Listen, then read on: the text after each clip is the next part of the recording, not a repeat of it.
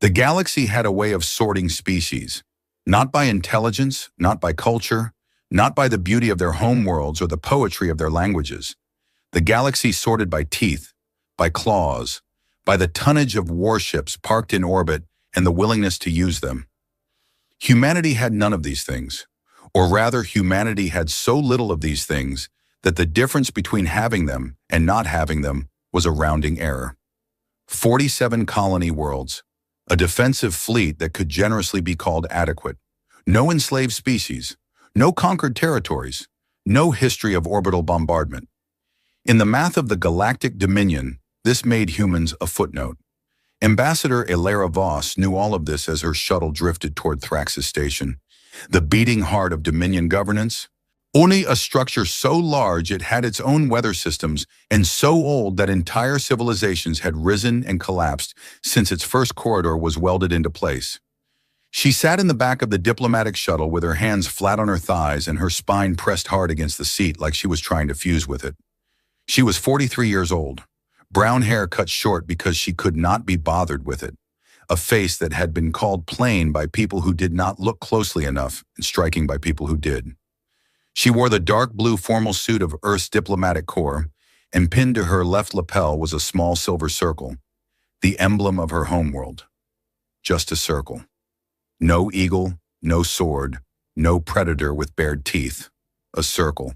And the other species had found this hilarious when humanity first showed up on the galactic stage 11 years ago. Her aide, Commander Rourke, sat across from her. He was built like a man who had been assembled from spare military parts. Wide shoulders, jaw like a shelf, eyes that tracked movement the way anti-aircraft systems tracked incoming ordnance. He had not spoken in 40 minutes. This was because he had nothing to say, and Rourke was the kind of man who treated silence like a natural resource he refused to waste. The shuttle passed through the outer defense ring of Thrax's station. Ilara counted the weapons platforms, 48, each one capable of turning a small moon into gravel. She looked at Rourke. How many of those are pointed at us right now? He did not look up from his datapad. All of them, Ambassador. Lovely. The shuttle docked. The airlock hissed. The smell hit first, recycled air that had been breathed by 10,000 species and carried the faint chemical tang of atmospheric scrubbers working overtime. Thrax's station smelled like a hospital waiting room the size of a continent. Their escort was already waiting. 4 Vraxian soldiers in black armor that looked like it had been grown rather than manufactured, with helmets that hid everything except their eyes. Pale yellow, slit-pupiled, cold as winter on a world that had never heard of spring. The Vraxians were the top of the food chain, 7 feet tall on average, scaled skin in shades of dark gray and deep blue, 4 arms, 2 legs, a skeletal structure that made them functionally impossible to wrestle, grapple, or pin down. And they had conquered 62 species in the last 1,000 years. They ran the Dominion the way a landlord runs a building, with just enough maintenance to prevent collapse and just enough threat to prevent complaint. The lead soldier looked down at Ilara. Way down. Ambassador Voss, that's me. You will follow. Love the hospitality. Rourke's hand twitched at his side, not toward a weapon. He was not carrying one. No human was permitted weapons on Thrax's station. His hand twitched because his body remembered what it was like to reach for something that was not there, and the absence of it made his fingers itch like a phantom limb. They walked. The corridors of Thrax's station were built for Vraxian proportions, which meant the ceilings were high enough to echo and the doorways were wide enough for 4 humans to walk abreast. Everything was gray metal and pale blue lighting. No art, no decoration, no windows. The Vraxians did not believe in beauty as an architecture. They believed in function and the fear that function implied. Other species watched them pass. A cluster of Elani, small, insectoid, translucent, pressed themselves against the wall as the Vraxian escort moved through. A pair of Torvathi merchants, 8-legged and heavily furred, stopped their conversation and stared at the humans with something that might have been curiosity or might have been pity. It was hard to tell with Torvathi. Their faces did not move the way human faces moved. Ilara kept her eyes forward. She had been briefed. She had been briefed so thoroughly that the briefing documents printed out would have required their own shuttle. She knew the names of every Dominion Council member. She knew their political alignments, their personal grudges, their mating histories, and their preferred methods of execution for enemies. She knew the floor plan of the council chamber. She knew where the exits were. She knew there were no exits. Not really. Not for humans. Not here. The council chamber was a vast circular room with tiered seating that rose in concentric rings around a central platform. The petitioner's floor. The design was intentional. Anyone who stood on that floor was surrounded, looked down upon, small. Elora stepped onto it and felt the weight of 1,000 eyes.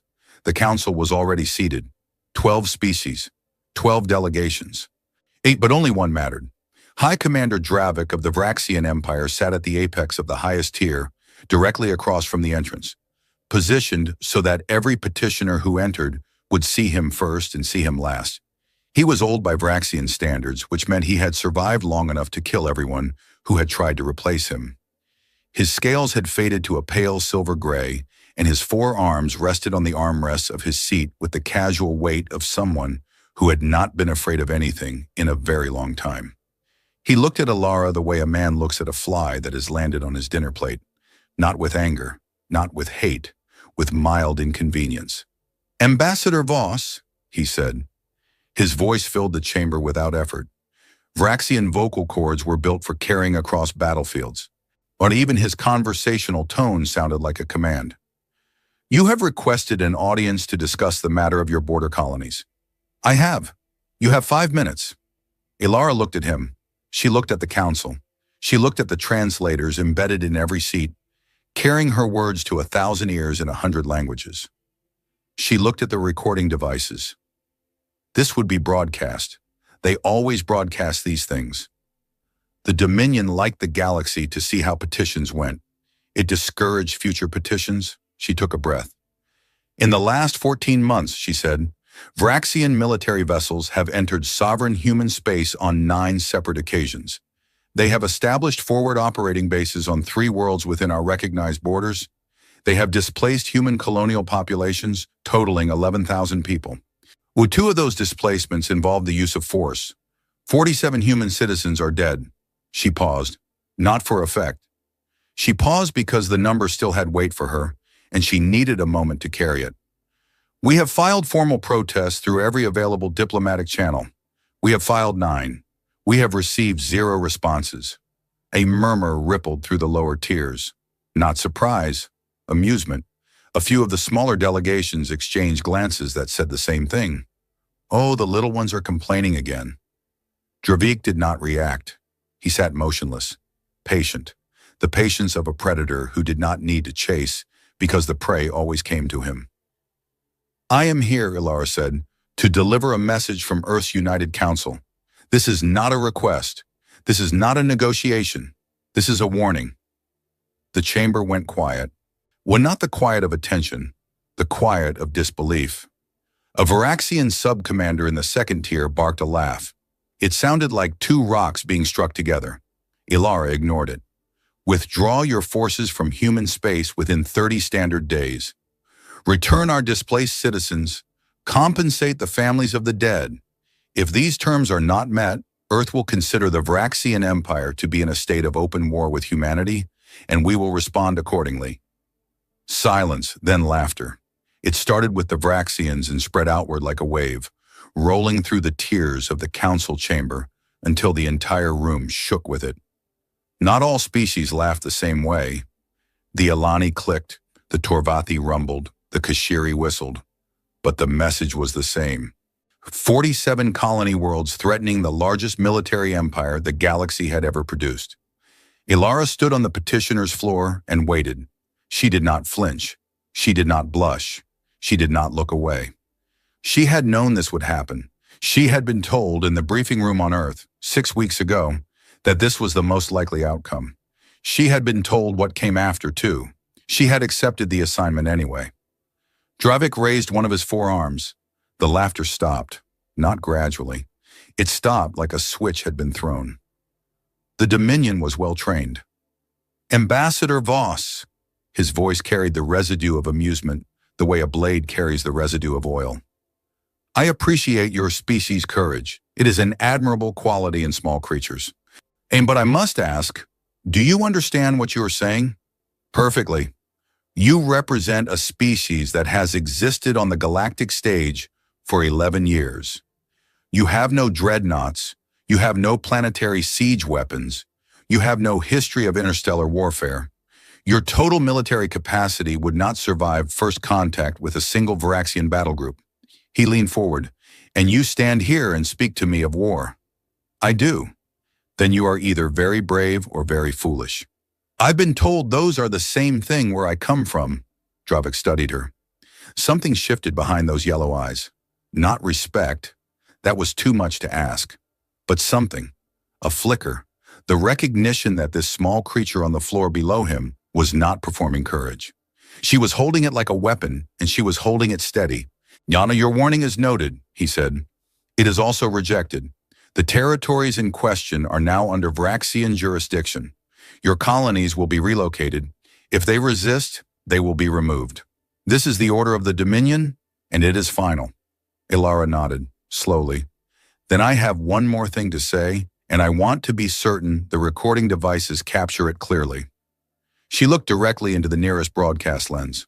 To the people of Earth, to every human being listening to this, I was sent here to offer peace. It has been refused. What comes next is not my decision. It is yours. But I want you to know, I am proud to have stood here. I am proud to have spoken for you. Whatever they do to me now, I need you to remember something. Dravik's eyes narrowed. We warned them. The silence that followed was different from the ones before. It was the silence of a room that has realized something is happening that was not in the script. Dravik stood, all 7 feet of him unfolded from that chair, like a monument deciding to take a walk, and the chamber seemed to shrink around him. What did you just say? Ilara met his gaze. Her hands were shaking. She pressed them flat against her thighs the way she had on the shuttle, and she held. I said we warned you. You presume to threaten this council? No, High Commander. I presume to tell the truth. What your council does with it is your business. What my people do with your answer is theirs. Dravik descended, step by step, tier by tier, until he stood on the petitioner's floor. He towered over her. His shadow swallowed her whole. Rourke was so hard the muscle jumped. Dravik reached so hard the muscle jumped. Dravik reached down with one of his lower arms and took the silver circle from Ilara's lapel. He held it up, turned it in the light. A circle, he said. Your species chose a circle as its symbol. No weapons, no predators, no teeth. It represents a planet, Ilara said. It represents nothing. He closed his fist. The pin crumpled. As will your species, Ambassador, if you continue down this path. He dropped the ruined pin at her feet. Escort the human delegation back to their shuttle. Their diplomatic credentials are revoked. They have 12 hours to leave Dominion space. Ilara bent down. When from above. A Varaxian pulse weapon from above. A Varaxian pulse weapon, standard military issue, fired from the second tier by a soldier whose name would never be recorded in any official document. The bolt struck Ilara in the center of her back, and she dropped like someone had cut her strings. Rourke moved. He moved with the speed of a man who had spent 20 years in special operations and whose body did not need permission from his brain to react. He covered 4 meters in less than a second and was on his knees beside her before her body had finished falling. She was still alive. Barely. The pulse had burned through her spine and cooked everything behind her rib cage. She had seconds. Her hand found Rourke's. Her fingers wrapped around his, weak, trembling, and she pulled him close. She whispered something. 2 words. Rourke heard them. His face did not change. His face went to a place beyond expression, a place where grief and fury had merged into something that had no name in any human language. Ilara Voss died on the petitioner's floor of the Dominion Council chamber, in front of 1,000 delegates in a live galactic broadcast, with a crushed silver circle in her pocket and 2 unrecorded words on her lips. Rourke stood. He lifted her body. He carried her back to the shuttle. No one stopped him. The Varaxian guards watched. The council watched. Dravik watched. None of them stopped him because none of them were afraid. Not yet. The shuttle departed Thrax's station at 1400 Galactic Standard Time. It crossed the outer defense ring. It passed the 48 weapons platforms. It entered open space and set course for Earth. 12 hours later, every human communication relay in the galaxy went dark. Every embassy closed. Every trade route shut down. Every human ship recalled. Earth went silent. The galaxy barely noticed. A few trade partners filed complaints about disrupted supply chains. A Torvathi merchant guild sent inquiries about overdue shipments. The Alani Collective expressed mild concern through diplomatic backchannels. The Varaxians noticed least of all. They had more important things to attend to. A species with 47 colony worlds and no dreadnoughts had been put in its place. The ambassador had been made an example. The message was clear. There was nothing left to discuss. Dravik returned to his command center. Once he reviewed fleet deployments, he approved the next phase of expansion into human-claimed territory. He signed orders for the permanent military occupation of 3 more human colony worlds. He did not think about Ilara Voss. He did not think about the 2 words she had whispered. He did not think about the silence. 3 weeks passed. The Varaxian 4th Fleet, 12 warships, 2 carriers, 800 crew, entered the Kepler Corridor, a stretch of space that bordered human territory. Their mission was routine: occupy, establish, pacify. They sent their standard arrival broadcast on all frequencies. No one answered. They moved deeper into the corridor. Sensors showed nothing. No ships, no stations, no orbital defenses. The human colonies in the region appeared to have been evacuated. Buildings stood empty. Ports sat vacant. And there was a signal, faint, coming from the stars. There was a signal, faint, coming from the far edge of the corridor. Not a distress call, not a beacon, a recording. On loop, Torath ordered it played. The bridge speakers crackled. A voice, human, female. "We warned you." Then every sensor on every ship in the 4th Fleet lit up at once, and the corridor filled with light, and Sub-Admiral Torath had exactly 1.5 seconds to understand what the silence had meant before the silence took him too. The 4th Fleet was never heard from again. On Earth, in a room buried deep beneath a mountain that had no name on any map, a woman with gray hair and steady hands looked at a screen that showed the Kepler corridor. She turned to the room full of officers behind her. "That's confirmed," she said. "They received the warning. They didn't listen." She straightened in her chair. "Begin." The galaxy ran on gossip the way engines ran on fuel. Inefficiently, constantly, and with a remarkable tendency to explode at the worst possible moment. The disappearance of the Varaxian 4th Fleet was not gossip. It was a hole in the fabric of galactic conversation. And holes were worse than gossip because people filled them with their own fears. Trade Minister Yelek of the Torvathi Merchant Guild was the first non-Varaxian official to notice something was wrong. Yelek was a creature of numbers: 8 legs, 4 eyes, and a brain that processed profit margins the way other brains processed oxygen, automatically, constantly, and with deep personal distress when the supply was interrupted. He sat in his office on Torvathi Prime, staring at a shipping manifest that had a blank space where the 4th Fleet's patrol confirmation should have been. "They're late," he said to his assistant. "By how much?" 11 days. His assistant, a younger Torvathi named Bryn, shifted on her legs. "All 8 of them. Varaxian fleets are never late." "I am aware." "Should we inquire?" Yelek looked at the manifest. He looked at the trade routes that ran through the Kepler corridor, routes that carried raw materials worth more than the annual output of 6 minor species combined. He looked at the empty column where arrival timestamps should have been. "No," he said. We should not inquire. We should listen, and we should listen very carefully to what we do not hear." On Thrax's station, High Commander Dravik was doing something he had not done in decades. He was waiting. Varaxians did not wait. Waiting implied uncertainty, and uncertainty implied weakness. And weakness was a resource the Varaxian Empire had eliminated from its vocabulary 3,000 years ago, along with the species that had tried to teach it to them. But Dravik was waiting because the 4th Fleet had not reported in, and the 4th Fleet always reported in, and the absence of their report was a sound he could not identify. It was like hearing a note missing from a song he had listened to his entire life. He stood at the command display in his private war room aboard Thrax's station. The display showed the galaxy, a sprawling, glittering map of territories and borders and fleet positions, color-coded by allegiance. Vraxian space was rendered in deep blue. It covered nearly a third of the known galaxy. The blue was so dominant that other colors looked like accidents, stains on a clean surface. Human space was gray, a small smudge near the galactic rim. 47 worlds, barely visible at this scale. The Kepler corridor sat between the two colors, and on the display, the Fourth Fleet's position marker had gone from active blue to inactive black. Black meant no signal, no transponder, no life signs. Druvik's second-in-command, Fleet Admiral Korath, stood behind him. Korath was younger, sharper, and possessed the particular kind of ambition that made him dangerous to everyone, including himself.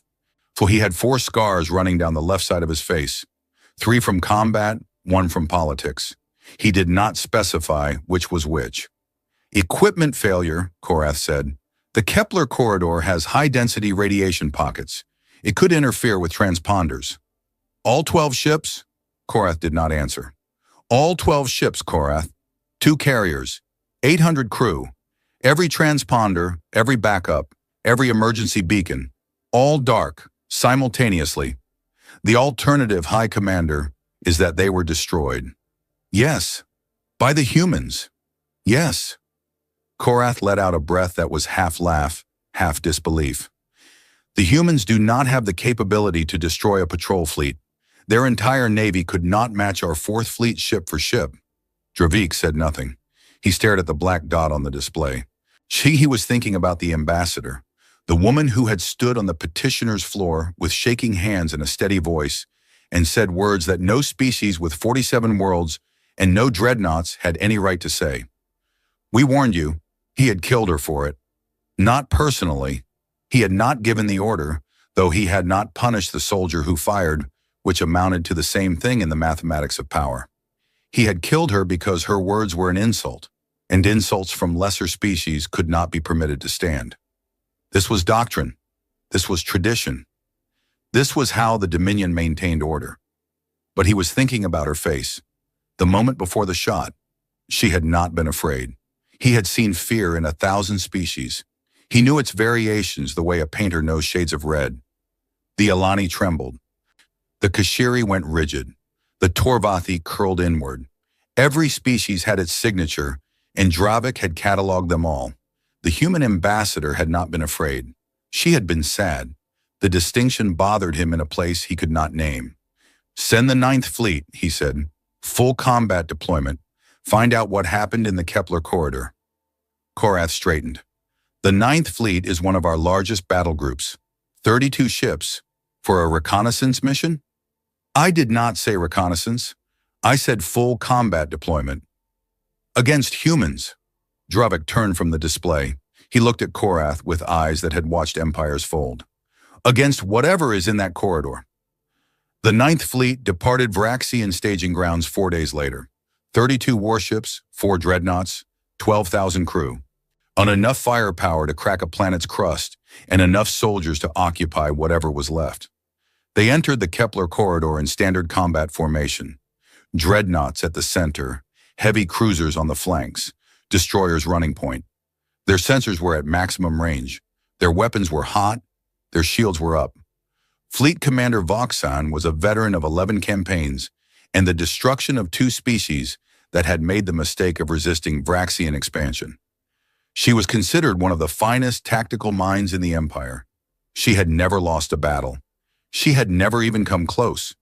She sat in the command chair of her flagship, the Dominion's Wrath, and watched the corridor unfold on her tactical display. Empty. Dark. The stars out here were thin and scattered, and the space between them felt wider than it should. And the scan results, she said. Nothing, Commander. No ships, no stations, no orbital infrastructure. The human colonies in this sector have been completely evacuated. Debris? Scanning. A pause. There is debris, Commander. Vraxian alloy signatures. scattered across a region approximately 400,000 kilometers wide. Voxen leaned forward. The Fourth Fleet? Confirmed. Hull fragments consistent with Vraxian warship construction. We are also detecting... The sensor officer stopped. His scales shifted color, a pale wash that meant something was wrong with his body's ability to process what his instruments were telling him. Detecting what? The debris is pulverized, Commander. Not broken, not breached, pulverized. The largest fragment is less than 2 meters across. And whatever did this reduced 12 warships to particles. The bridge went silent. Not the trained silence of military discipline. The raw silence of creatures confronting something that did not fit inside the architecture of their understanding. Voxen's tactical officer spoke. Commander, I'm detecting the same signal the Fourth Fleet reported before contact was lost. A looped recording. Human origin. Play it! The bridge speakers crackled. The same voice. The same 2 words. We warned you! Voxen opened her mouth to give an order. She never finished. The first shot came from nowhere. Not from a ship, not from a station, not from any direction the sensors could identify. It came from the fabric of the corridor itself, as though the darkness between the stars had learned to bite. And it struck the lead destroyer amidships with a beam of energy so dense that the ship did not explode. It collapsed, folded inward like a paper ball being crushed in a fist. Then the second shot, the third, the fourth. Evasive! All ships evasive! Voxan roared. The fleet scattered. 32 ships breaking formation, engines at maximum burn, weapons firing into the dark at targets they could not see. Plasma bolts and kinetic rounds and particle beams lit up the corridor in a mad constellation of firepower aimed at nothing. The shots kept coming. They came from angles that were impossible. They came from behind ships that had nothing behind them. They came from above and below in a dimension that space did not have. Each one struck with surgical precision. Engines first, then weapons, then life support. Not random, methodical. The work of something that was not panicking, not improvising, not reacting. Hunting. Voxan watched her fleet die on the tactical display. Ship after ship went from blue to black. The dreadnoughts lasted longer. Their shields held for almost 90 seconds before the beams cut through. But they died the same way, folding, collapsing, going dark. Get me a target, she said. Her voice was controlled. Even the voice of a woman who had decided that if she was going to die, she was going to die doing her job. Anything. Give me something to shoot. Commander, there's nothing on sensors. Whatever is firing at us is not registering on any detection system we have. That's impossible. Yes, Commander. A beam hit the Dominion's Wrath. The ship shuddered. Lights flickered. The hull screamed. A sound that metal makes when it is being asked to do something metal cannot do. Hull breach. Decks 7 through 12. Shields at 14%.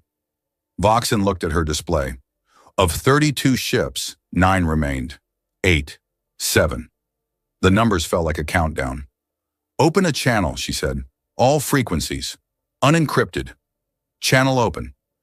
This is Fleet Commander Voxan of the Vraxian 9th Fleet. I am addressing the human forces in the Kepler corridor. We acknowledge your military presence. I am requesting a ceasefire to discuss terms. Silence. Another ship died. 6 remaining. I repeat, ceasefire request. We are willing to negotiate. The speakers crackled. A voice, human, male, calm in the way that deep water is calm. Not because there is no current, but because the current is so far down that the surface cannot feel it. Fleet Commander Voxan, this is Admiral Chen Wei of the United Earth Navy. Your ceasefire request is noted. Then ceasefire. I'm afraid I can't do that. Another ship. 5 remaining. Voxen's claws dug into the armrests of her chair. We are prepared to withdraw. Fully. Immediately. We will leave the corridor. The corridor is not the issue, Fleet Commander. Then what is the issue?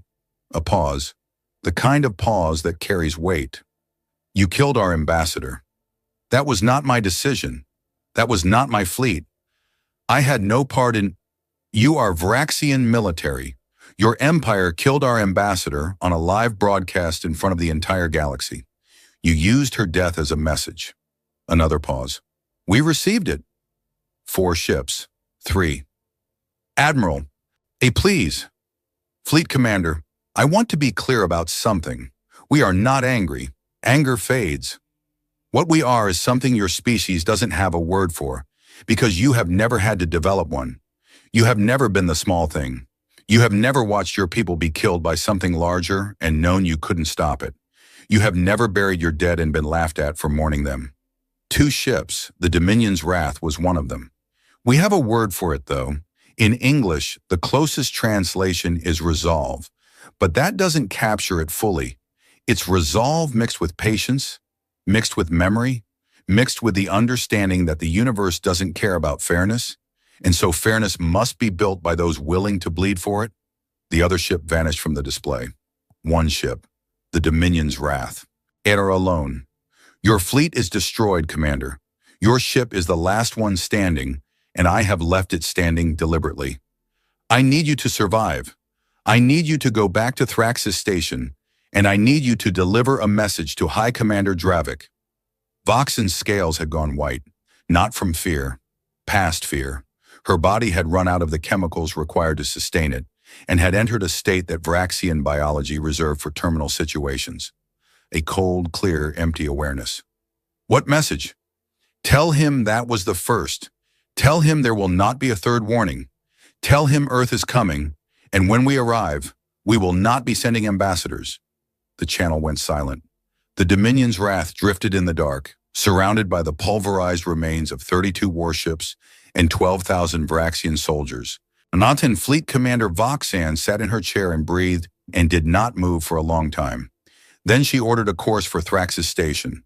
The journey took 6 days. In those 6 days, the galaxy changed. Not visibly, not in the way that wars usually announce themselves, with explosions and headlines and refugee convoys streaming across borders. The galaxy changed the way a patient changes when the doctor's face goes wrong. Something in the air, something in the silences between transmissions, something in the way the Alani stopped answering trade hails, and the Torvathi began quietly rerouting shipping lanes away from anything that bordered human space. Trade Minister Yellick noticed. He noticed because the numbers told him, and numbers did not lie, and the numbers were saying that money was flowing away from the Vraxian side of the galaxy like water draining from a cracked pool. He called an emergency session of the Merchant Guild. Something has happened in the Kepler corridor, he said. I do not know precisely what, but 2 Vraxian fleets have entered that corridor, and neither has returned. The humans have gone completely silent. Every human trade relationship, every human diplomatic channel, every human cultural exchange in the galaxy has been terminated. They have withdrawn entirely. Withdrawn where, Matbrin? Home. Why? Yellick looked at his assistant with all 4 eyes. Because they are not traders anymore, Bryn. They are not diplomats. They are not colonists. He paused. They are something else now. And I do not want to be standing in the corridor when we find out what. On the other side of the galaxy, on a world called Threshold that sat at the edge of human space like a door left ajar, something was happening that the galaxy's sensors could not detect because the galaxy had never thought to look for it. Factories. Thousands of them. Not on the surface. Underground, buried beneath kilometers of rock and ice, invisible to orbital scans. They had been there for years, not 11 years. Not since humanity had joined the galactic stage. Longer. Earth had been preparing. Not for this war specifically. Earth had been preparing for the possibility of this war, the way a person living in a bad neighborhood installs locks and cameras and learns to sleep with one eye open. Not because they want trouble, because trouble does not ask permission. The factories built ships, not warships, not in the way the galaxy understood warships. These were something different, smaller, faster, carrying weapons that operated on principles the Vraxians had not encountered because the principles were not derived from Vraxian science or Vraxian physics or anything in the Vraxian database. They were derived from human physics, from human mathematics, from the particular kind of innovation that occurs when a species knows it is small and surrounded, and decides that the appropriate response is not to grow bigger, but to grow stranger. Admiral Chen Wei stood on the observation deck of the UEN Remembrance, the flagship of the fleet that did not officially exist, and looked out at the assembly point where 300 ships hung in the dark like a constellation that had decided to move. 300. Not the 47 world defensive fleet the galaxy knew about. That fleet was real, and it was exactly what it appeared to be. Adequate, unremarkable. The fleet the galaxy was supposed to see. This fleet was the one they were not. Chen Wei was 61 years old, thin, gray at the temples, a face that had been weathered by 30 years of military service into something that looked less like a face and more like a landscape. Ridges and valleys and the deep lines that form around the eyes of people who have spent too long looking at things they cannot change. When he held a small object in his hand, a silver circle, crushed, bent, the pin that had been taken from Alara Voss's lapel and returned with her body. He had known Alara, not well. They had met twice, once at a diplomatic function, once at a briefing where she had been told what would happen if the Vraxians rejected her terms. She had listened. She had understood. She had gone anyway. The two words she had whispered to Rourke. He knew what they were. Everyone in this room knew what they were. Rourke had delivered them personally, standing in this very room, with Alara's blood still on his uniform, his voice flat and empty and carved down to its foundations. She had said, "Don't stop." Chen Wei closed his fist around the pin. He turned to his command staff. 12 officers, each one responsible for a division of the fleet that the galaxy had spent 11 years not knowing about. They stood around the tactical table, and their faces carried the particular expression of people who have crossed a line and know they cannot cross back. "The Ninth Fleet has been neutralized," Chen Wei said. "Commander Voxen survived as planned. She is en route to Thraxis Station. She will deliver our message." "And when Dravik receives it?" asked Captain Torres, his tactical operations chief. "He will do what every Vraxian commander has done for 3,000 years when faced with a problem. He will send a bigger fleet, a much bigger fleet. He will commit significant resources to crushing what he still believes is a minor threat. Why? Because his entire worldview depends on the belief that size determines outcome." Chen Wei placed the crushed pin on the tactical table. "He is wrong." "When do we move?" Torres asked. "When they come. We let them come. We let them commit. We let them extend their supply lines and spread their forces and plant their flag in the corridor and feel confident that they have the situation under control." He looked at the display. The 300 ships, the weapons that didn't follow Vraxian rules, the crews that had been training for this in the dark for a decade. "And then we go through them, and we don't stop until we reach Thraxis Station." Torres looked at the pin on the table. "For the ambassador?" Chen Wei shook his head, slowly.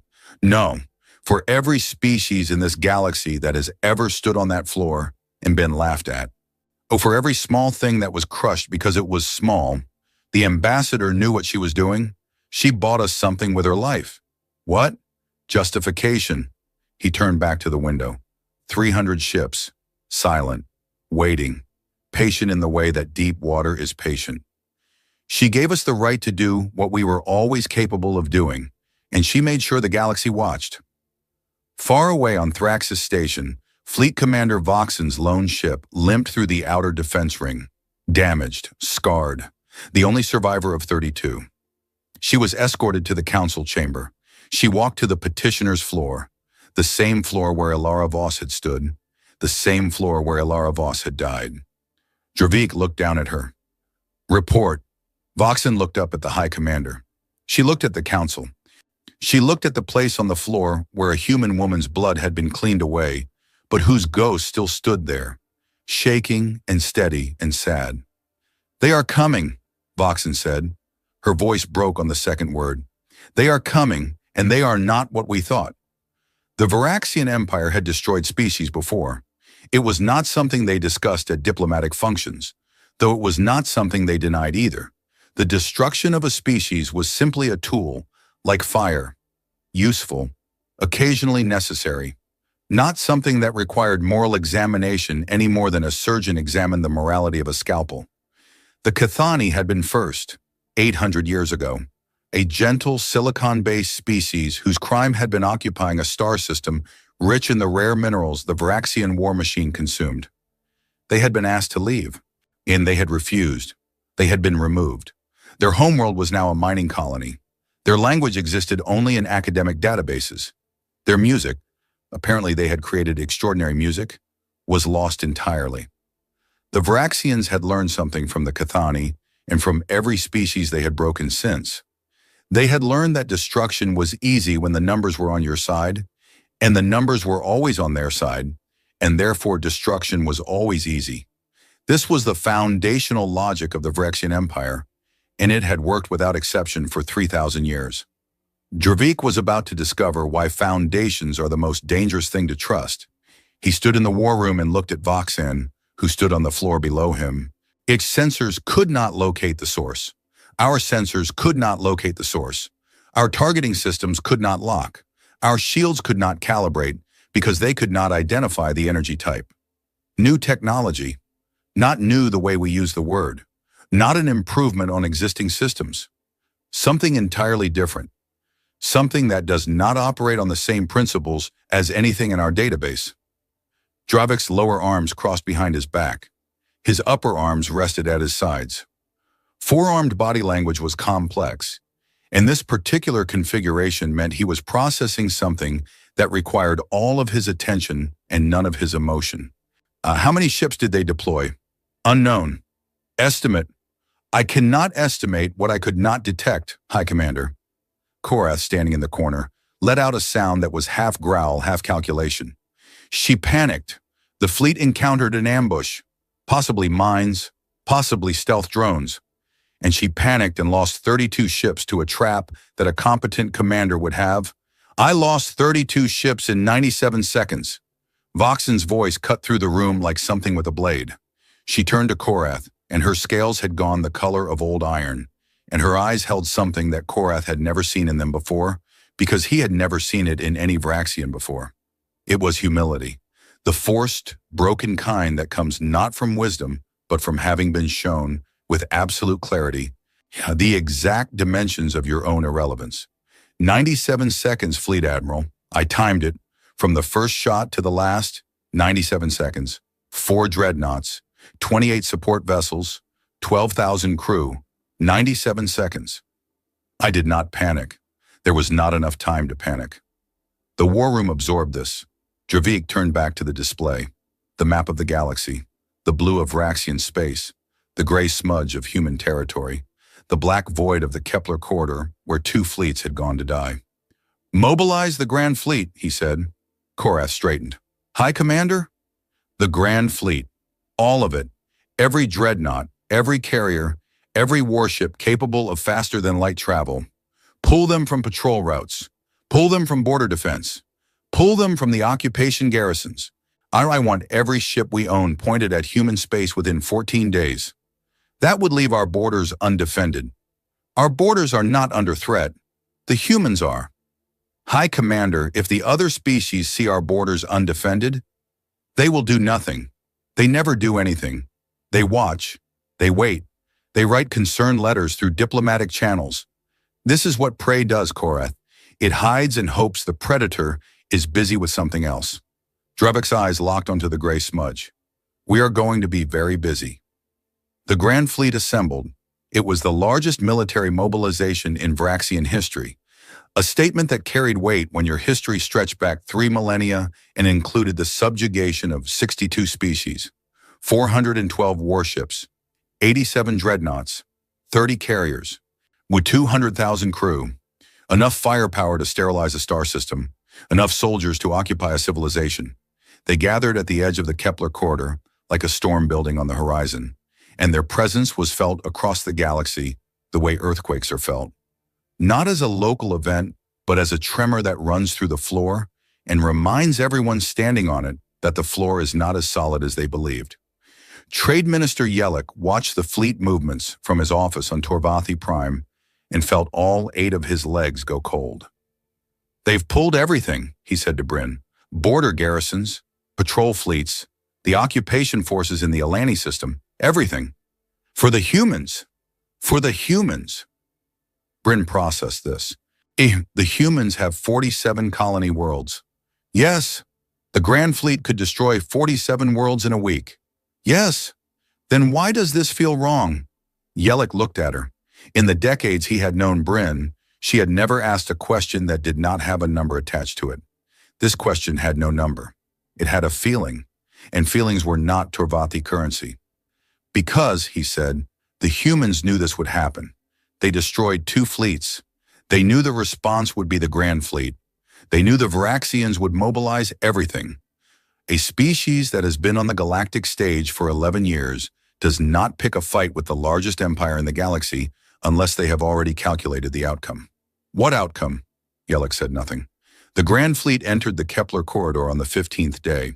Hydrochloric commanded from the bridge of the Imperial Sovereign, the largest warship ever built by any species. 3 kilometers long, bristling with weapons that could crack moons, carrying a crew of 8,000. He had given one order: destroy everything human, not occupation, not subjugation, destruction. The humans had forfeited their right to exist as a galactic species when they destroyed 2 Varaxian fleets. This was not punishment. It was pest control. The corridor was empty, as before. Dark, silent. The pulverized remains of the 4th and 9th fleets drifted in clouds of metallic dust that caught the distant starlight and glittered. Dravik looked at the glitter and felt something he had not felt in a century. Doubt. He crushed it. He had crushed doubt before. It was a reflex. Formation Alpha, he ordered. Full sensor sweep. I want every cubic kilometer of this corridor mapped before we advance. The fleet spread out. 412 ships casting their sensors into the dark like fishermen casting nets, searching for the invisible thing that had killed their kin. They found nothing. For 6 hours they found nothing.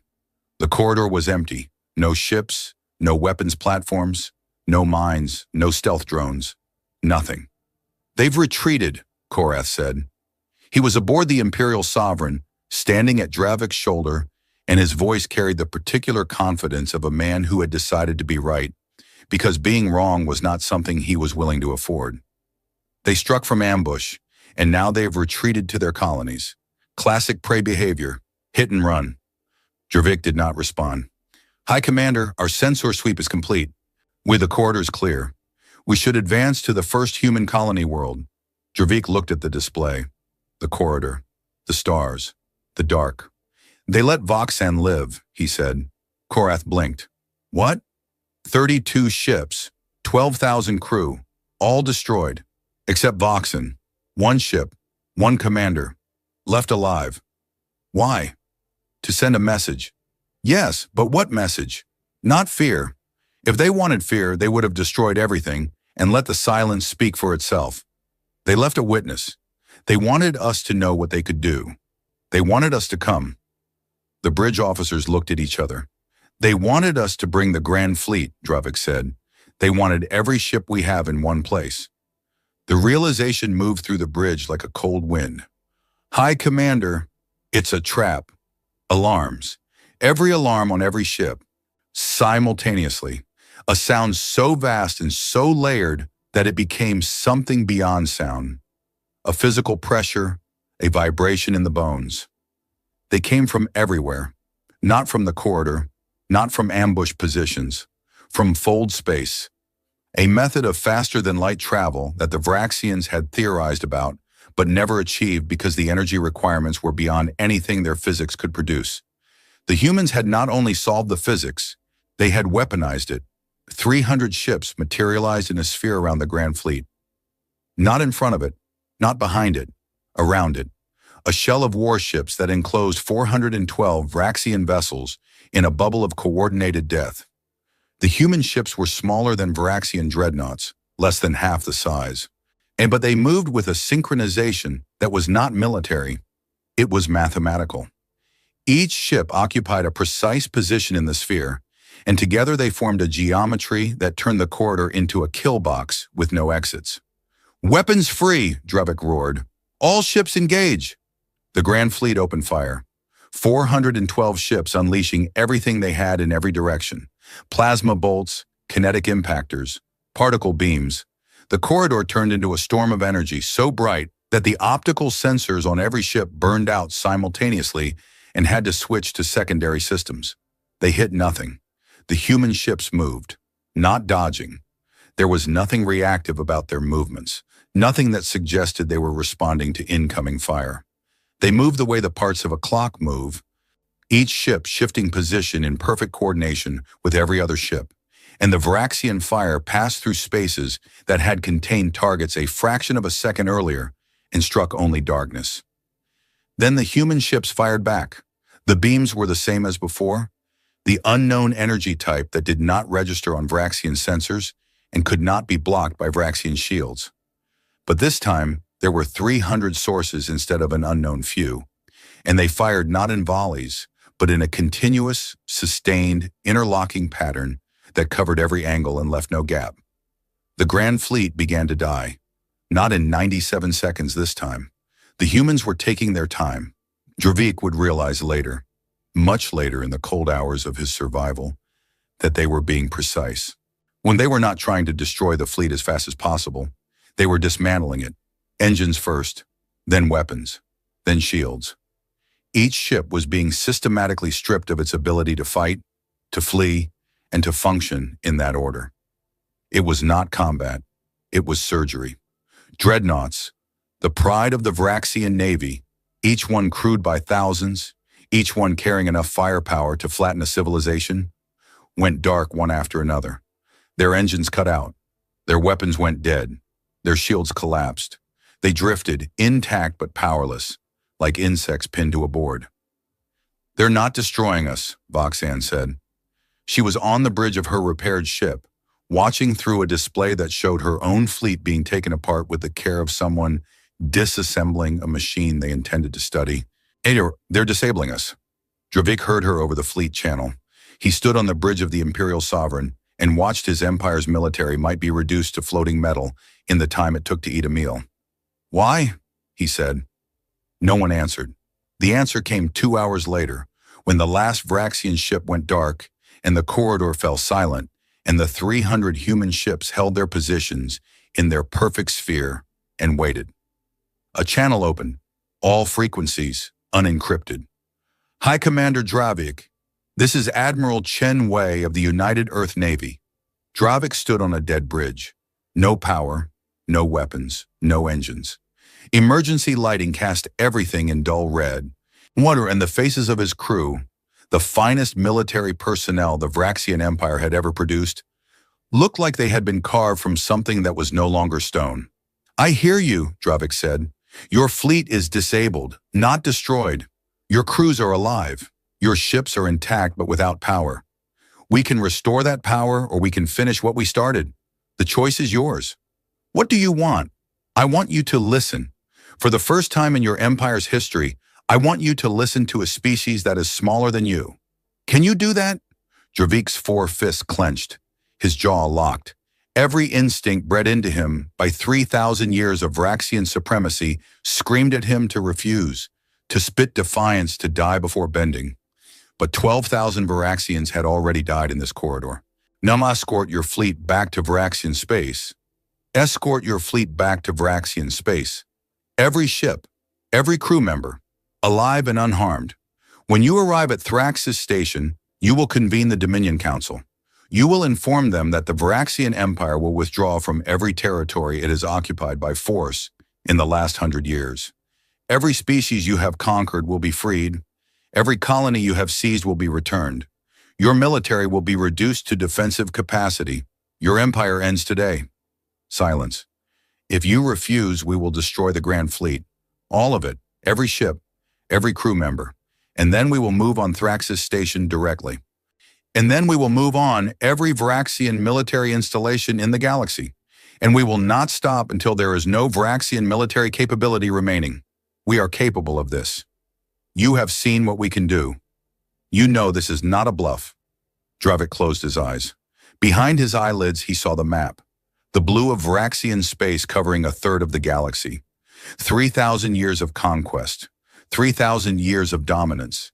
3,000 years of being the largest, the strongest, the most feared. Reduced to a choice on a dead bridge in a dark corridor by a species that had been on the galactic stage for 11 years. "How?" he said. The word came out broken, not a tactical question, an existential one. How did you do this? 11 years. You had 11 years. Chen Wei's voice was quiet. We didn't have 11 years, High Commander. We had all of human history, every war we ever fought, every time we were conquered and rose again, every time we were told we were too small, too weak, too few. We have been preparing for you since before we knew you existed. Not you specifically, but something like you. There is always something like you. A pause. And one more thing. We did not develop this technology in 11 years. We developed it in secret over decades before we ever made first contact. We knew what the galaxy was before we entered it. We studied your transmissions for 50 years before we announced ourselves. We saw what you were. We saw what you did to the Cathani, to the Shoreth, to every small species that stood on your petitioner's floor and asked for mercy. Another pause. We did not come to the galaxy hoping for the best, Dravik. When we came prepared for the worst, and you gave us the worst when you killed Alara Voss. Dravik opened his eyes. Your term, he said. I need to hear them again. Full withdrawal from all occupied territories, freedom for all subjugated species, military reduction to defensive levels, formal dissolution of the Dominion as a governing body, establishment of a new galactic council with equal representation for all species. And one more thing. What?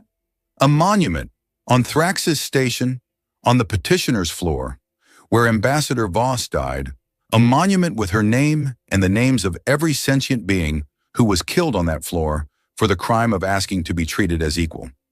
Dravik said nothing for a long time. The emergency lights hummed, the corridor held its breath.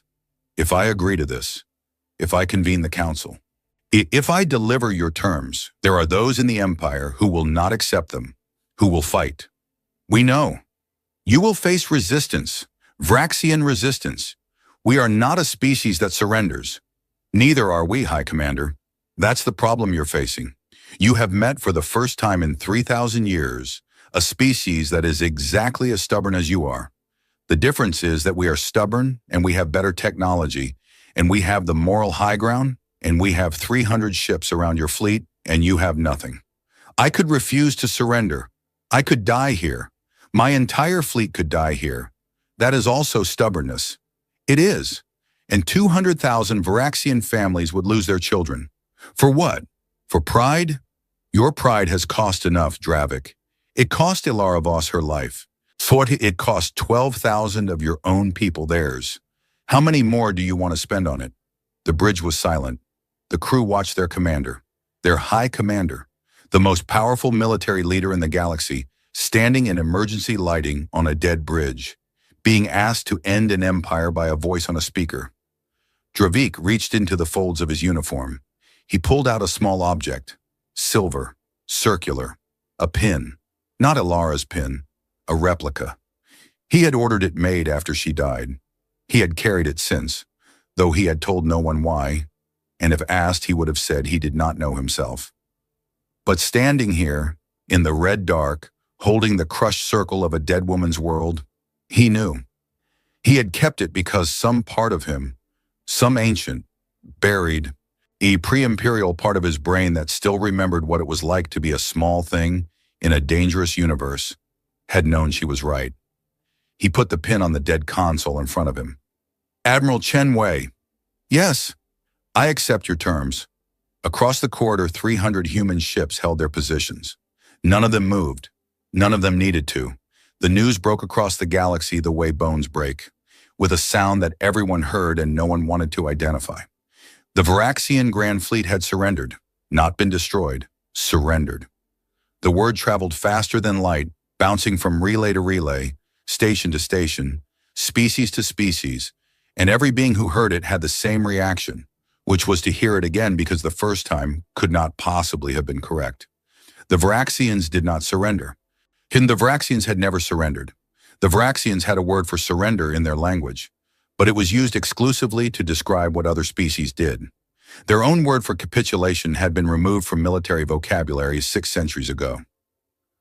And yet, the Grand Fleet, 412 ships, 87 dreadnoughts, the single largest concentration of military power in galactic history, was being escorted back to Vraxian space by 300 human warships that moved in formation so tight and so precise that from a distance they looked less like a fleet and more like a single organism, a thing with 300 eyes and no blind spots.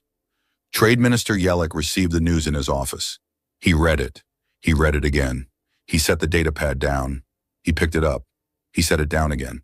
Then he looked at Bryn and said the only thing that a Torvathi who had spent his entire life believing in the predictability of numbers could say when the numbers stopped making sense. "Well, what does this mean?" Bryn asked. "It means the math has changed." "Changed how?" "It means the variable we assigned to humanity, minor species, limited capacity, negligible threat, was wrong. It was wrong from the beginning. And everything we calculated based on that variable is also wrong.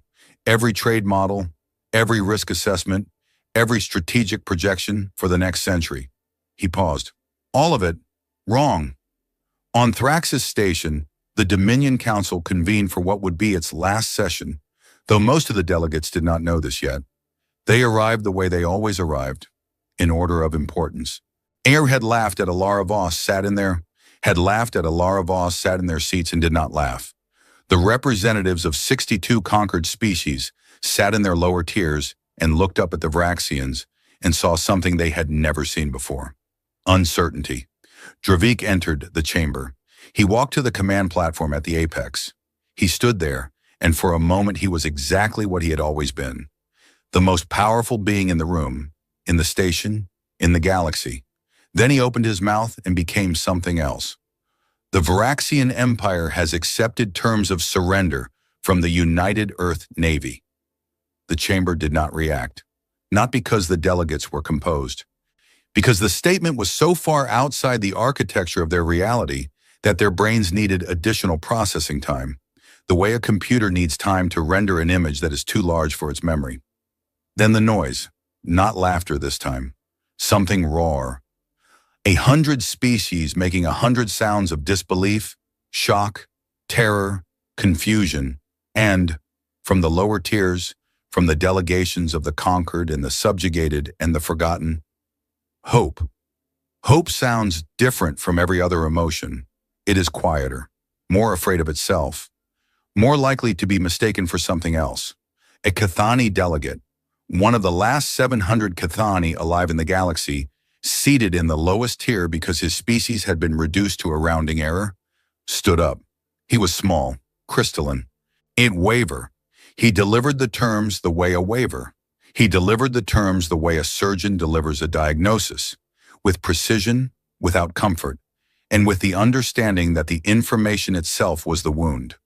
Full withdrawal from all occupied territories, every species freed.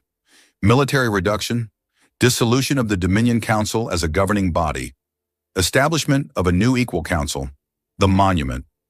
When he finished, Fleet Admiral Korath stood. "No." The word was a weapon. Korath held it like one. "No, High Commander. I reject these terms. I reject the authority of any alien species to dictate the structure of our empire. I reject the premise that a defeat in one engagement, even a significant defeat, invalidates 3,000 years of Vraxian supremacy. And I reject your leadership." He descended from his tier, step by step. His forearms were loose at his sides, and his body language was the Vraxian configuration for challenge. Open, aggressive, ready. "You were defeated by humans, Dravik. You were outsmarted by a species that has existed on the galactic stage for 11 years. This is not a failure of the Empire. This is a failure of command. Your command." Dravik watched him descend. His face gave nothing. "You surrendered our fleet without authorization from this council. You accepted terms that would dismantle everything our ancestors built. And now you stand here and ask us to ratify our own extinction?" Korath reached the council floor, invoking the right of challenge. "Korath invoking the right of challenge," Korath said. "Combat command transfer. If I defeat you, the terms are void. The fleet is mine, and we fight." The chamber went silent. The right of challenge was ancient Vraxian law, older than the Empire itself, rooted in the tribal warfare of their pre-spaceflight era. A direct challenge from a subordinate to a superior, accepted by combat, won by death. Dravik looked at Korath. He looked at the floor beneath their feet. He thought about the human woman who had stood here, who had spoken truth to a room full of predators, who had been killed for it. "You want to fight," Dravik said. "So I want to lead. You want to lead the Empire into a war that will destroy it. I want to lead the Empire as the Empire, not as the neutered pet of a species that doesn't deserve its seat at this table." Dravik nodded. Not agreement, acknowledgement. He understood Korath. He had been Korath once, young, certain, fueled by the conviction that size and strength and will were enough to bend the universe. "Tell me, Korath, in the Kepler corridor, when our fleet was disabled, when our ships went dark, when 200,000 of our people sat in the cold and the silence and waited to find out if they would live or die, did you understand what was happening? We were ambushed. No, we were allowed to live. There is a difference, and the difference is everything. An ambush implies we had a chance. We did not have a chance. One could have destroyed us. They chose not to could have destroyed us. They chose not to. That choice is not weakness, Korath. It is the most terrifying thing I have ever witnessed." Korath's scales darkened. "You are afraid." "Yes." The word landed in the chamber like something dropped from a great height. "I am afraid. For the first time in my life, I am afraid. And I am afraid because I have seen what is coming, and you have not. You see a species with 47 worlds. I see a species that hid 300 warships with fold space capability for a decade while pretending to be harmless. I see a species that watched us for 50 years before making contact and chose to enter the galaxy as diplomats when they could have entered as conquerors.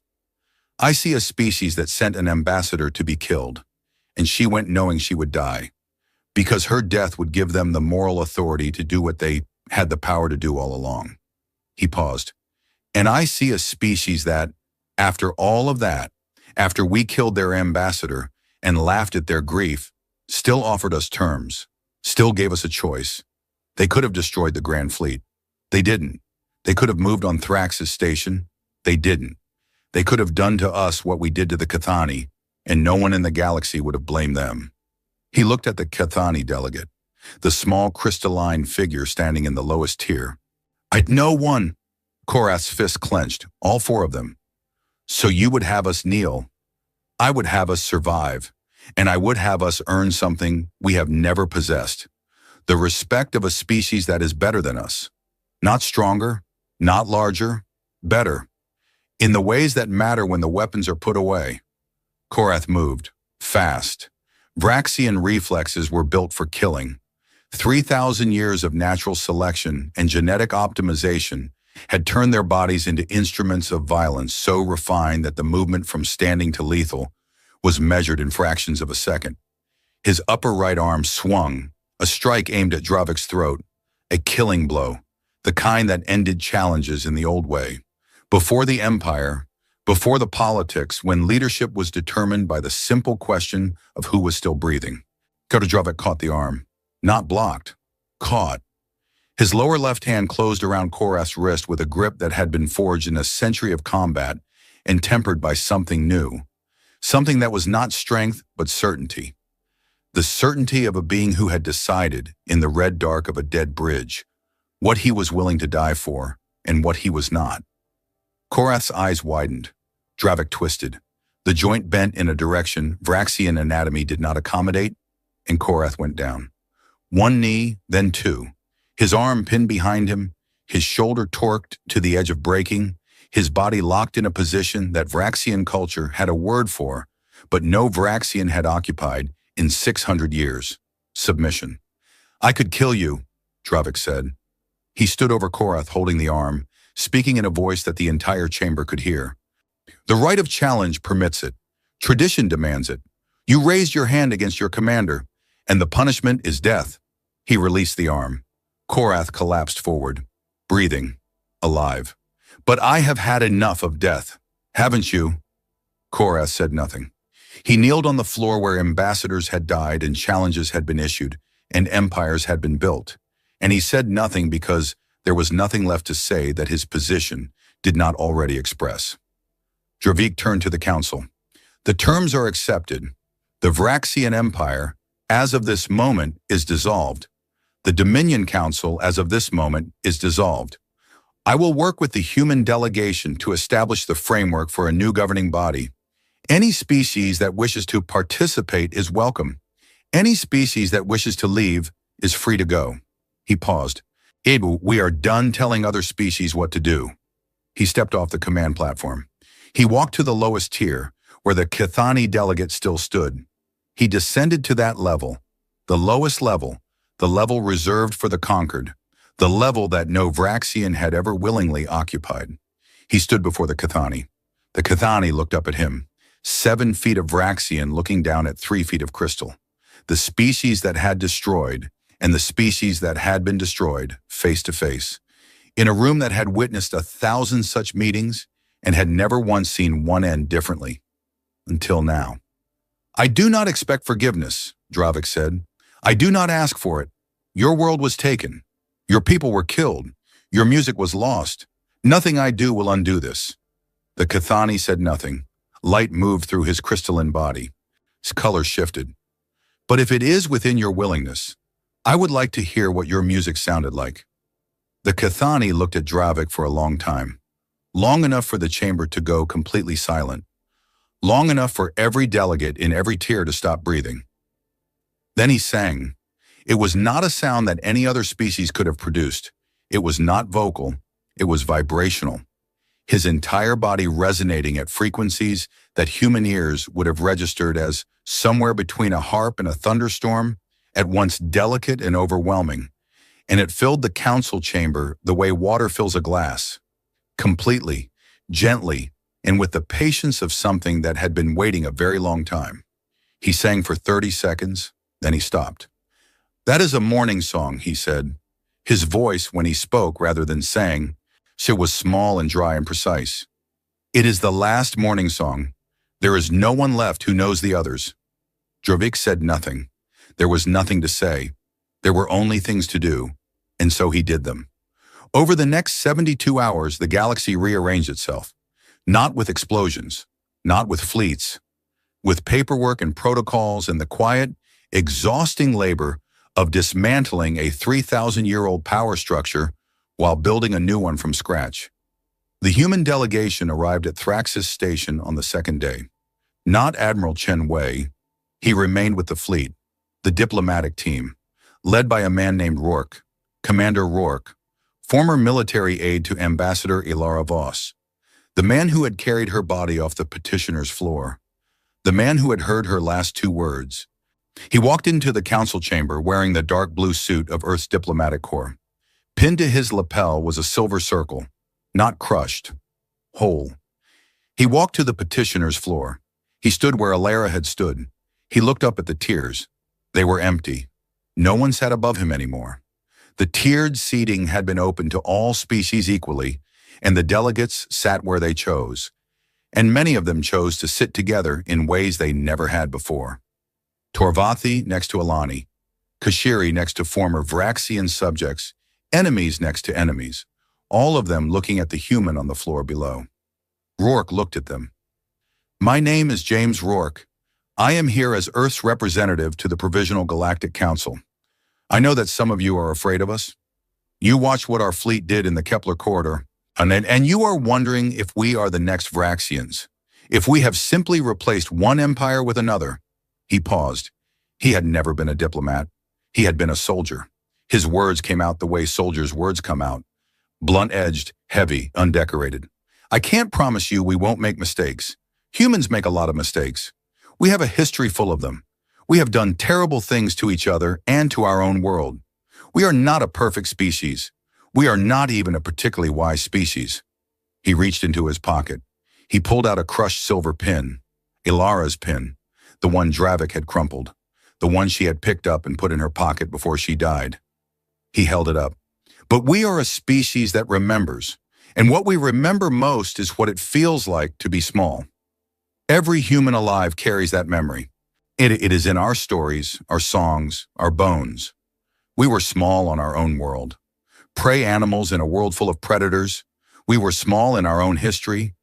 Individuals crushed by empires, minorities erased by majorities, the weak consumed by the strong. He placed the crushed pin on the floor. Next to it, he placed his own pin. The whole one. Ilara Voss came here to ask for peace. She was killed for it. She knew she would be. She came anyway. Not because she was brave, though she was. She came because she believed that the galaxy could be better than the Vraxians had made it. She believed that a room full of different species could sit together as equals and build something that did not require conquest. He looked at Dravik, who sat in the general seating now, at the same level as everyone else. It'd work. But I know that she died believing work. But I know that she died believing it could. And I know that the least we can do, all of us, every species in this room, is try. He straightened. Earth proposes the following charter for the new Galactic Council. And he began to read. It was not dramatic. It was not poetic. It was a legal document full of clauses and provisions and the tedious structural language that governance requires. Equal voting rights, proportional representation, military limitations, trade agreements, dispute resolution, environmental protections, cultural preservation, with a specific amendment regarding the recovery and reconstruction of lost cultural heritage, which everyone in the room understood was about the Keithani and did not need to be said explicitly. It took 3 hours to read. By the end, several delegates had fallen asleep, which Rourke privately considered the highest compliment a legal document could receive, because it meant the document was thorough enough to be boring, and boring governance was the only kind that lasted. When he finished, he opened the floor for questions. The first question came from the Eleni Collective representative, a small insectoid whose name translated roughly as patient click. What happens if a species violates the charter? Rourke looked at her. The Council addresses it through the dispute resolution framework outlined in Section 14. And if the dispute resolution framework fails? Rourke was quiet for a moment. Then Earth addresses it. The chamber absorbed this. You are proposing, Patient Click said, that Earth serve as the enforcer of galactic peace. I am proposing that no species should need enforcement. But if they do, yes, we have the capability, we have demonstrated it, and we would rather use it to keep the peace than to break it. That sounds like an empire. Rourke shook his head. An empire takes. We are not taking anything. We are not asking for territory. We are not asking for tribute. We are not asking for seats on the council beyond our proportional share. We are asking to be the thing that stands behind the door and makes sure nobody kicks it down. Patient Click considered this. Her antennae moved in patterns that, for Eleni, constituted deep thought. On the Vraxians stood behind the door for 3,000 years, she said, and they kicked it down themselves. Yes. How do we know you will not do the same? Rourke picked up the crushed pin from the floor. He held it in one hand. He held the whole pin in the other. You don't, he said. That's the honest answer. You don't know. You have our word, and our word is backed by our actions, and our actions are backed by the fact that we could have destroyed the Grand Fleet and didn't. But words and actions can change. People can change. Species can change. He put both pins in his pocket. The only thing I can tell you is that every human alive has been taught the story of Ilara Voss. Every child on Earth knows her name. Every child knows what she did and why she did it and what happened to her. When every child knows the 2 words she said before she died. He paused. She said, "Well, don't stop."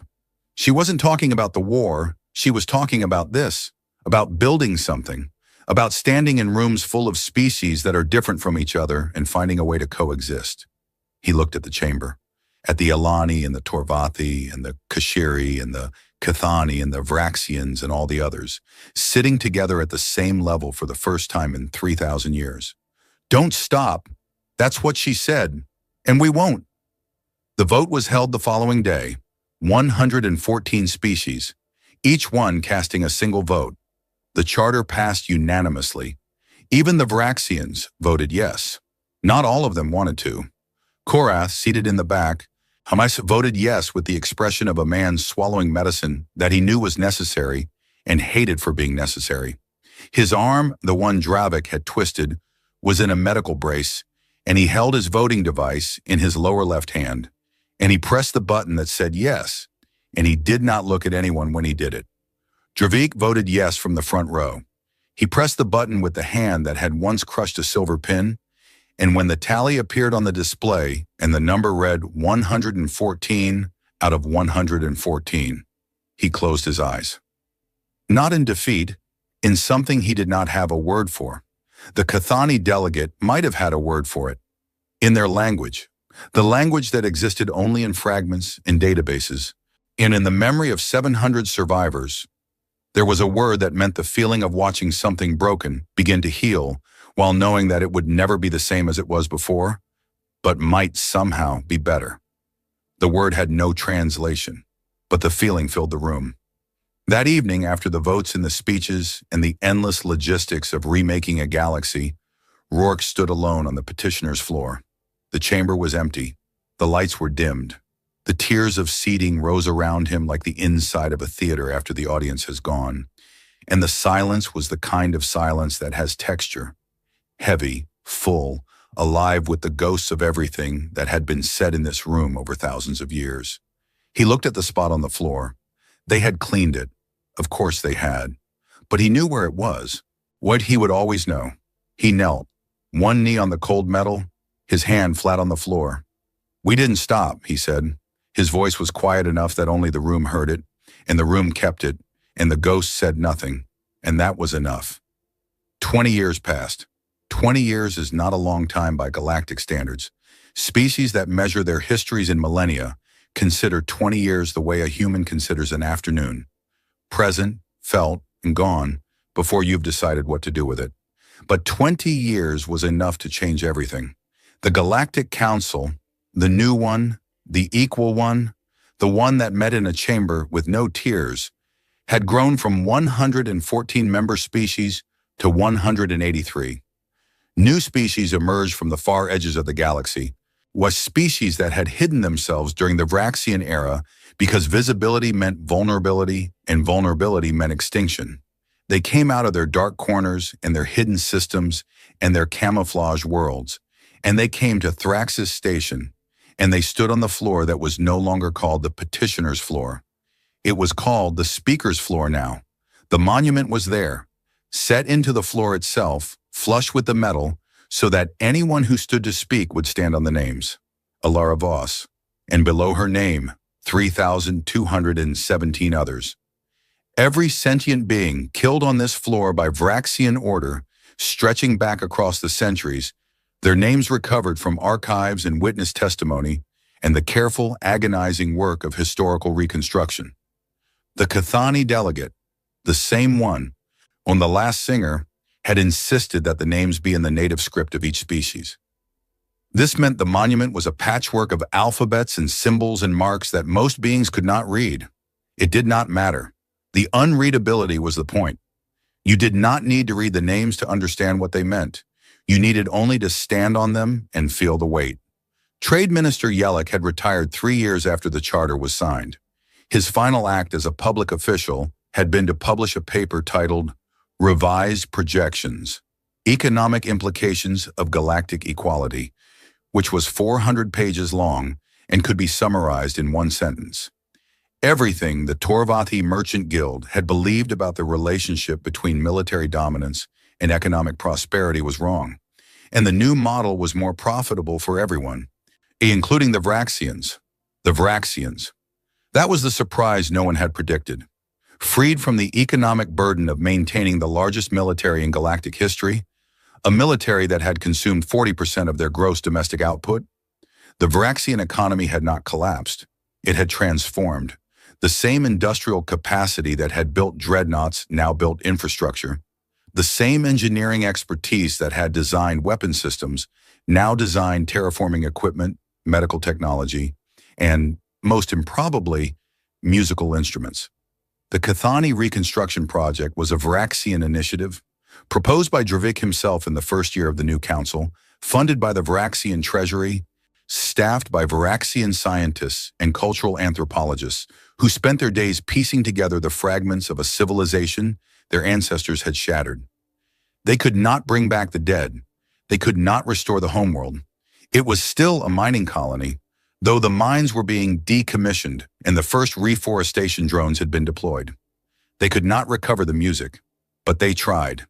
Vraxian acoustics engineers, working from the resonance patterns recorded in the single morning song that Cathani delegate had performed in the council chamber, developed a theoretical model of Cathani musical structure. It was incomplete. It was probably wrong in ways they could not identify. But it was a start. And the Cathani survivors, all 712 of them, had wept when they heard the first reconstructed composition, not because it was right, but because someone had tried. Dravik did not live to see the project completed. He died 14 years after the surrender in his quarters on Thraxis Station of what Vraxian physicians called age-related systemic failure and what humans called dying of old age. He was the last high commander of the Vraxian Empire, and his death was quiet, and the galaxy noted it the way the galaxy notes the passing of something that was once enormous, with a mixture of relief and respect, and the vague unease of a world that has not yet decided how to remember its monsters. Korath survived him. He had become, in the years following the dissolution, an unlikely advocate for the new order. Not because he believed in it. Korath's conversion was political, not spiritual, and everyone knew it. But because he was intelligent enough to recognize that the new order was more stable than the old one, and that stability, properly leveraged, was a form of power that did not require anyone to die. He became the Vraxian representative to the Galactic Council. He was effective, abrasive, and deeply distrusted by almost everyone, which made him a natural politician. Admiral Chen Wei retired from the United Earth Navy on the 10th anniversary of the Kepler Corridor engagement. His retirement ceremony was held aboard the UEN Remembrance, the same ship he had commanded during the battle. He stood on the bridge surrounded by his officers, and he gave a speech that was 2 minutes long. "I have been a soldier for 40 years, he said. For 30 of those years, I prepared for a war I hoped would never come. It came. We won. And the thing I am most proud of is not that we won it. It is that we won it and then stopped. Winning is easy for the strong. Stopping is the hard part." Ilara Voss understood that. She understood that the measure of a species is not what it can destroy, but what it chooses to build after the destruction is over. He paused. "I am retiring because the galaxy does not need warriors anymore. It needs builders, and I am too old and too set in my ways to become one. But you are not." He left the bridge. He went home to a small house on the coast of what used to be called British Columbia, and he lived there with his wife and his garden and his complete inability to relax. And he was content in the way that soldiers are content when they have finally been given permission to put the weapon down. Rourke stayed. Commander James Rourke, Ambassador James Rourke, as he was eventually titled, remained Earth's representative to the Galactic Council for 18 years. He was not a natural diplomat. He was blunt. He was impatient. He had a tendency to solve disagreements by staring at the disagreeing parties until they became uncomfortable enough to compromise, which was not a technique taught in any diplomatic academy, but which proved remarkably effective in a room full of species that remembered what humanity could do when diplomacy failed. He carried 2 pins in his pocket, always, the crushed one and the whole one. He never explained why he carried 2. No one asked.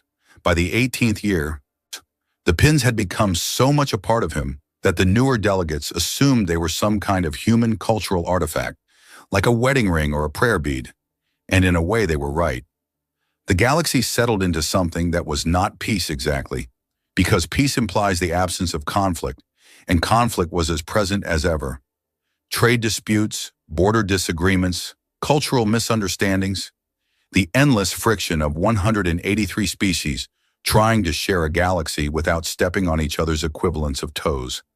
But it was something that had not existed before, something that the older species recognized even if they could not name it. The way you recognize the smell of rain before the rain arrives. It was possibility, the strange, fragile, easily broken thing that occurs when beings who are different from each other decide to remain in the same room. And then, 20 years after the Kepler Corridor, the Thessari arrived. No one had heard of the Thessari. They were not in any database. They were not on any star chart. They came from beyond the mapped galaxy, from the dark space between the spiral arms where stars were rare and silence was the native language. Their fleet appeared at the edge of Council-monitored space on a Tuesday.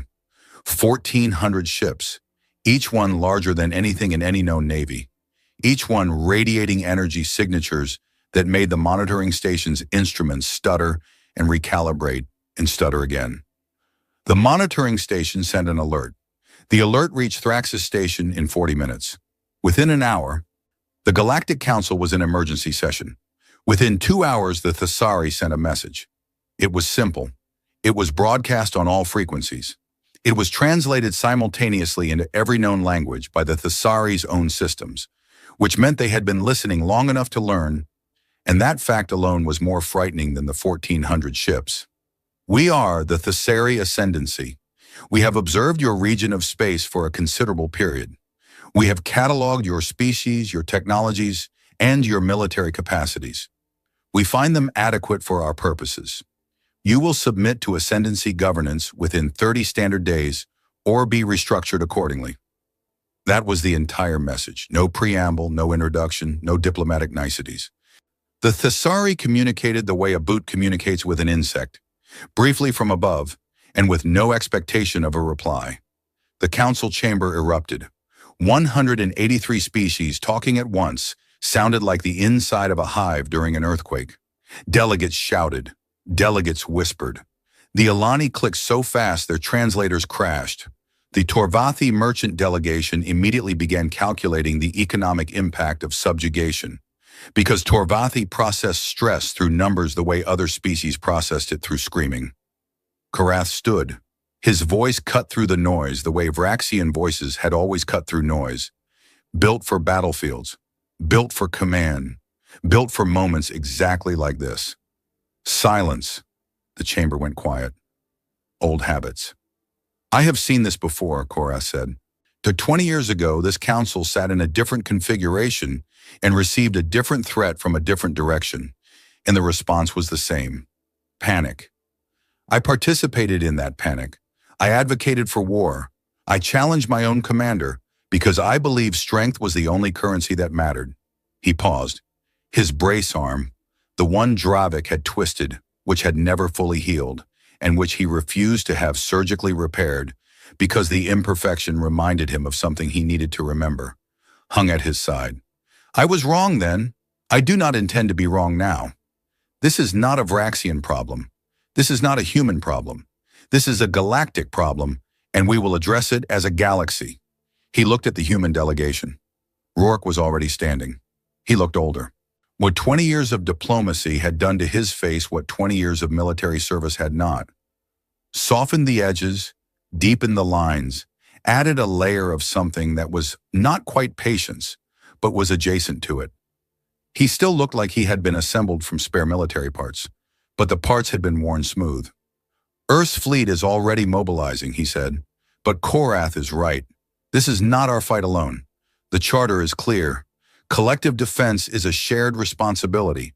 Every member species contributes according to capability. The Thesari have 1,400 ships, Patient Click said. She was still the Alani representative. She was ancient by Alani standards, and her clicks had slowed over the years. But her mind remained the sharpest in the chamber. Our combined military, including Earth's fleet, it numbers approximately 2,000 combat-capable vessels. The margin is narrow. The margin is always narrow, Rourke said. 20 years ago, we had 300 ships against 412 Vraxian warships. Margins don't win wars. Preparation does. And what preparation do we have against an unknown enemy with unknown technology from unknown space? Rourke reached into his pocket. He took out the 2 pins. He placed them on the speaker's floor, next to Alara Voss's name. We have each other. I know that sounds like something from a bad speech. I know it doesn't fit on a tactical display. But 20 years ago, this galaxy was a collection of conquered species ruled by fear. Today, it is a council of equals. 20 years ago, if an external threat had appeared, every species would have scrambled to save itself, and the Vraxians would have exploited the chaos. Today, we are having this conversation, all of us, in the same room, at the same level. He picked up the pins. Ilara Voss died because she believed this was possible. Chen Wei fought a war to make it real. Dravik surrendered an empire to give it a chance. And every one of us, every species in this room, has spent 20 years building it. I am not going to stand here and tell you that we will definitely win. I am going to stand here and tell you that for the first time in galactic history, we have something worth fighting for together. The chamber was quiet, not the silence of fear, something else, something that had grown over 20 years in the spaces between species that had learned to sit next to each other without flinching. Nama the Cathani delegate stood, the same one, still alive, still small, still crystalline, still carrying the morning song in his body like a scar that had become a compass. I will contribute what I can, he said, which is very little. 712 people do not make an army, but we make a reason. He looked at the chamber. We are the reason this council exists, not because we are special, because we are what happens when the galaxy fails, when strength is the only value, when the small are crushed because they are small. The Thesari look at us and see something to restructure. I look at this room and see the proof that restructuring is not the only way. He sat down. The vote was called. Not a vote on whether to fight. That was not in question. A vote on how to fight, collectively, as a council. In with every species contributing what it could, and no species left to face the dark alone. 183 votes, unanimous. The combined galactic defense fleet assembled over the following weeks. 2,047 ships from 89 species. Human ships formed the core, still the most advanced, still carrying weapons that operated on principles most species could not replicate. But they were not alone. Vraxian dreadnoughts, redesigned, modernized, crewed by soldiers who fought under a new flag, flanked them. Torvathi logistics vessels managed supply lines with mathematical precision. Eleni communication ships provided a sensor network so fine-grained it could detect a heartbeat across a star system. Even the Cathani contributed. Their 712 people crewed a single ship, a small, crystalline vessel that served no military function. It was a broadcasting ship. Its purpose was to transmit the morning song on all frequencies, continuously, throughout the engagement. Not as a weapon, as a reminder of what was lost when the galaxy failed, a reminder of what would be lost if it failed again. Admiral Torres, Chen Wei's former tactical operations chief, now the commander of the United Earth Navy, stood on the bridge of the UN Voss and looked at the fleet display. 2,000 ships, 89 species, the largest cooperative military force in galactic history. She opened a channel to the Thesari fleet. This is Admiral Maria Torres of the Galactic Defense Fleet, operating under the authority of the Galactic Council. You have issued a demand for submission. We are here to issue a response. The Thesari did not reply immediately. Their fleet hung in the dark, 1,400 ships arranged in a formation that suggested geometry more than military doctrine, as though they had organized themselves according to a mathematical principle rather than a tactical one. Then a voice, deep, resonant, carrying the weight of a species that had never been challenged because it had never encountered anything worth challenging. You are the collected remnants of a fragmented region. You have no unified command structure. You have no technological advantage. Your fleet is a patchwork of incompatible systems operated by species that, until recently, were killing each other. You are not a threat. You are a curiosity. Torres looked at her display. She looked at the patchwork fleet. She looked at the Vraxian dreadnoughts holding formation alongside human warships. She looked at the Cathani broadcasting ship, singing its morning song into the void. You're right, she said. We are a patchwork. We are a collection of species that spent most of our history fighting each other. We are fragmented. We are incompatible. We are messy and complicated, and we disagree about almost everything. She paused. But 20 years ago, a woman stood in a room full of predators and told them the truth, and they killed her for it. And her death did something that 3,000 years of empire could not. It made us realize that the only thing more dangerous than a galaxy ruled by the strong is a galaxy where the strong have no one to answer to. She leaned forward. You have 1,400 ships. We have 2,000. You have unknown technology. We have technology that dismantled the largest military empire this galaxy has ever seen. But that's not what should concern you. And what should concern us? The fact that every species in this fleet chose to be here. Not because they were conquered, not because they were ordered, not because they had no choice. Every ship behind me is crewed by beings who looked at your demand and decided freely to say no. You cannot conquer a galaxy that has learned to say no together, because you would have to break every single one of us. And we have already been broken. By each other, by ourselves. We know what breaking feels like, and we know what it feels like to put the pieces back together. She straightened. So here is Earth's response, delivered on behalf of the Galactic Council, in 183 species, and the memory of Ambassador Ilara Voss, who gave her life so that we could stand here today as equals. She looked at the Thessari fleet. 1,400 ships, unknown technology, unknown capability, unknown everything. She was not afraid, not because she was certain of victory. Certainty was a luxury that belonged to empires, and empires were finished. She was not afraid because behind her, 2,000 ships crewed by 89 species held their positions and waited. And their waiting was not the patience of prey. It was the patience of a galaxy that had finally figured out what it was. We decline your terms. If you advance, we will meet you. If you fire, we will fire back. And if you destroy us, every ship, every crew, every species in this fleet, know that others will come. It's because that is what we do. We warned the Varaxians. We are warning you. The warning is always the same. She paused. Don't make us show you what happens when you ignore it. The channel held open. The Thessari fleet did not move. 1,400 ships hanging in the dark, facing 2,000 ships crewed by beings who should not have been allies and were anyway. Minutes passed. Then the Thessari spoke. We will study your proposal of collective governance. We require time. Torres exhaled. Not relief. Something quieter. Something that lived in the space between a held breath and a released one. Take all the time you need. We're not going anywhere. The Thessari fleet withdrew, not in retreat.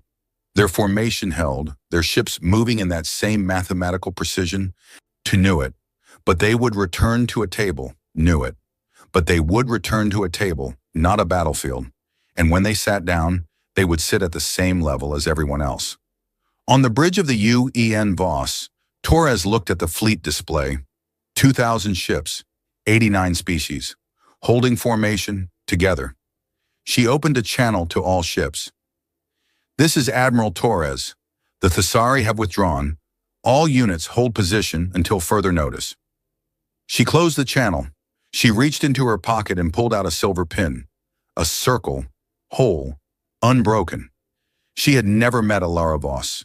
She had been a junior officer when the ambassador died, watching the broadcast from a training facility on Mars. And she had seen the shot and the fall and the silence that followed.